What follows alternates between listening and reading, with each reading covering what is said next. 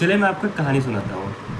एक माँ बाप है, उनके 4 बच्चे हैं और एक बच्चा उन्होंने गोद लेके रखा है। किसी सरकारी या प्राइवेट नौकरी में थे, तो अब क्या हो गया है, वो रिटायर हो गए हैं। अब रिटायर होने के बाद जीवन कैसे कटेगा, इस पे बच्चों के साथ बातचीत करते हैं और बच्चे इस निष्कर्ष पे आते हैं कि माँ और बाप अलग अलग रहेंगे, एक बेटे के साथ या एक बच्चे के साथ में 6-6 महीने के लिए। कहानी थोड़ी सुनी सुनी लग रही है ना, बागबान की कहानी लग रही होगी आपको, पर ये जो मैं बता रहा हूँ ये हकीकत है और थोड़ा सा ट्विस्ट है। हकीकत ये है कि कहानी बनारस की है और ट्विस्ट क्या है वो आपको बाद में पता चलेगा। तो अभी तक कहानी का जो प्लॉट है बागबान की कहानी के हिसाब से ही गया है। 4 बच्चे हैं, माँ बाप जो पिताजी जो है वो रिटायर हो चुके हैं, अब अपने बच्चों से बात करते हैं और अंत में ये निष्कर्ष आता है कि माँ बाप बच्चों के साथ 6-6 महीने रहेंगे। माँ मान जाती हैं पर पिताजी नहीं, कारण प्रेम नहीं कुछ और था, वो पता चलेगा आपको आगे। तो बहुत जिद के बाद माँ के कहने पे पिताजी एक बड़े बेटे के साथ में और माताजी दूसरे नंबर के बेटे के साथ में रहने चली जाती हैं।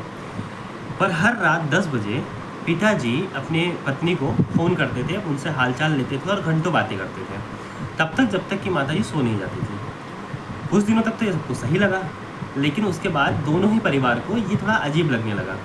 और वैसे भी टेलीफोन का बिल का बहाना बना के पिताजी ने कहा कि नहीं, पिताजी को उनके बेटे ने कहा कि नहीं, आप फ़ोन मत किया कीजिए रोज़ रोज़, 1-2 दिन में बात कर लिया करिए और हमारी बातचीत तो होती रहती है, तो हम आपको जानकारी देते रहेंगे।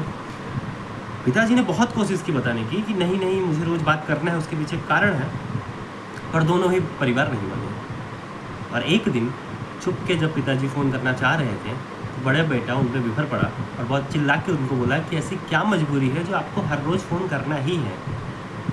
उन्होंने जो बात बताई वो इस कहानी को बागबान से अलग करती है। उन्होंने बताया कि अगर मैं फ़ोन नहीं करूँगा तो तुम्हारे भाई की मौत हो जाएगी। तो ये कहानी जाती है कुछ साल पीछे, जहाँ पे जब इन्हें शादी के शुरुआती दौर में इन्हें बच्चा नहीं हो रहा था, तो इन्होंने एक बेटे को गोद लिया था जिसे इनकी माँ या इनकी पत्नी बिल्कुल पसंद नहीं करती थी।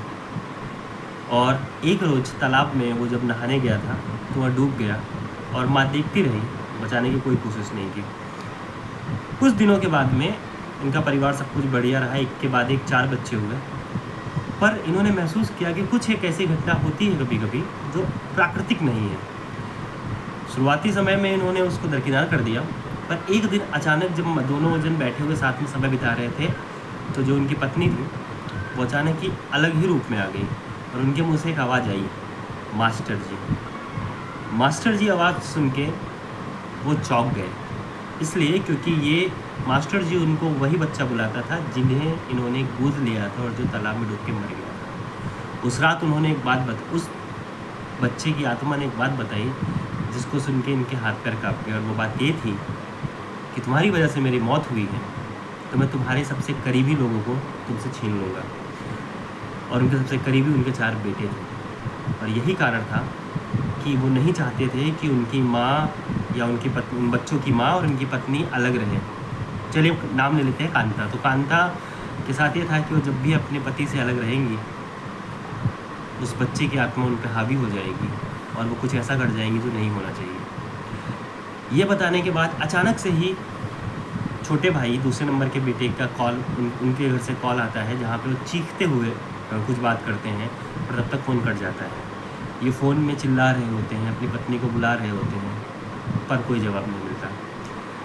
ये लोग भाग के वहाँ पहुँचने का प्रयास करते हैं, पर जब सुबह वहाँ पहुँचते हैं तो वहाँ देखते हैं कि वहाँ लोगों का जमावड़ा लगा हुआ है, वहाँ पुलिस खड़ी है, और पता चला कि उस घर में रहने वाले सारे 6 सदस्यों की मौत हो चुकी है, सबके गले काट दिए गए हैं, और जो महिला थी कांता देवी थी वो गायब थी।